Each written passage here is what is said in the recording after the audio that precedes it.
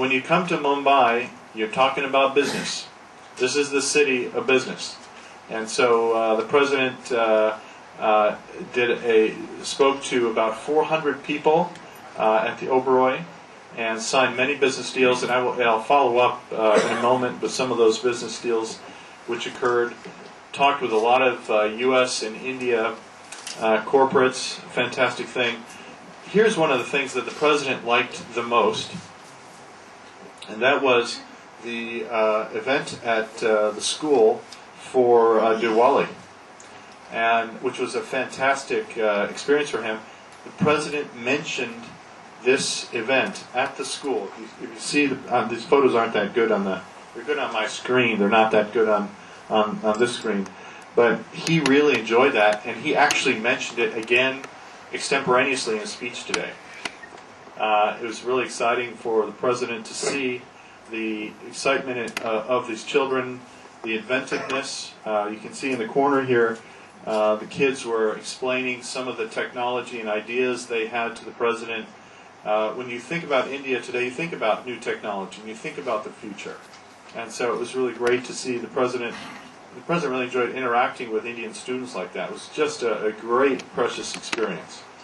And of course, Michelle playing hopscotch with kids. Just what a privilege that was for her. So, Xavier's College was a fantastic thing. I will give you.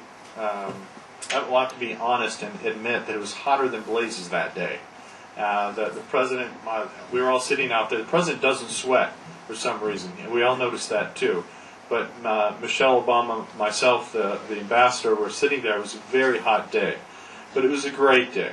400 Indian students interacting with the president. And the president runs his own town hall meeting.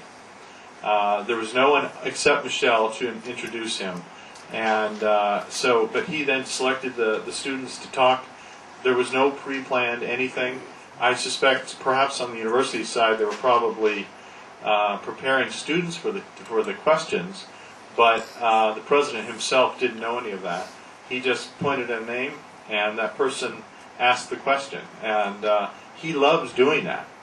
And I think one of the most important comments the president made in that event was there was a young Parsi girl.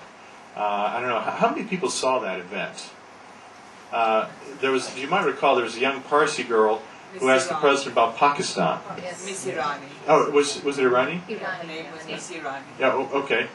And I thought it was a great question. And, by the way, you noticed that Michelle, when she introduced, she was encouraging everyone to hit the president hard with questions. That's exactly what we want, and when we go to an event like that. And so the president's comment was something that I firmly believe in as well. I care deeply about India. India needs to care deeply about a stable Pakistan. And so the perspective and view is different. So if we all care about India, we also have to care about a stable Pakistan. And Pakistan has to be a priority also here in India. So we don't want an unstable Pakistan. So maybe sometimes that's a different way of looking at it. And then how do we go about that? How do we get a stable Pakistan? So that's the perspective the president had. Lots of other things happened there. You can see in the corner there, the president is speaking to a village in Rajasthan by remote. And that's an e-governance. That's a future thing. That's where a small village can communicate with the center and make a difference. The panchayat can now be out there, and they can say, they can question governance in a great way. So hopefully that'll be an improvement to the future. So many other things happened there. So, first of all, I would say if we want to hit a little bit about the strategic relationship between India and the United States.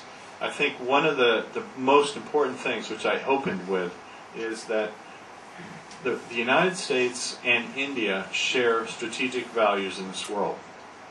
We want the world to be a stable place. We want the world to be democratic. We want the UN to play an important role, a leadership role.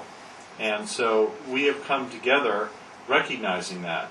So China, the U.S., how we deal with each country is the kind of thing we've got to look at together sometimes. So India and the U.S. have pulled together in a very close global strategic partnership. This is a new thing.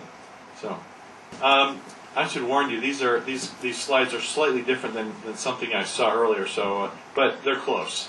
One of the biggest and most improved areas that we need to work on, frankly, between India and the United States is agriculture. We did not make as much progress as we wanted to in the talks on agriculture, but I'm hopeful in the future we will. There should have been progress, perhaps in dairy and other areas, and there was not. But this does represent a future. There's a future there where we can, in fact, come together. India actually leads the United States in exports to the United States in agriculture. I don't know if people know that. India has more exports to the U.S. in agriculture. You would think it's the other way around, but it's not true. And so but what it really says is this area is small for both countries, and actually there's a lot of room for both countries to expand our agricultural products to each other. So I'm just realizing I have no idea what slides are coming up anymore. Let me talk a little bit about what the day at the Oberoi we signed quite a few interesting deals, which will create U.S. jobs and India jobs. I could talk about the export of jobs separately if you want me to. I'm hopeful we'll get some questions going here. But one of the agreements was that Boeing and the Indian Air Force, or what Boeing will be selling to the Indian Air Force, 10 C-17 aircraft. These are quite modern aircraft, so it's very exciting to see that sale. Also, SpiceJet. These are deals that happened during the event. SpiceJet made a deal also with Boeing to purchase 30 737 jets, and General Electric, who has massive operations here in India, in other areas, and will be doing so in nuclear, also sold 6 advanced class gas turbines and 3 steam turbines. So there were several great business deals on the U.S. side. Indian, one thing that I realize we don't have a slide on, it goes the other way too. India is making great investments in the United States, and it's something we're encouraging. You name it, from Reliance to just about any mid-level company. I was just talking to another company today that's investing in the United States. This is what we all want. It creates jobs in India, it creates jobs in the U.S., so it's very exciting. So it's very much a two-way street. Very exciting. Let me talk a little bit about terrorism very quickly and security. This is an area where there's been massive growth, massive connections, and it came primarily out of the November 26th attacks. If you think about what happened after those attacks, there was a huge amount of cooperation between India and the United States in an unprecedented way.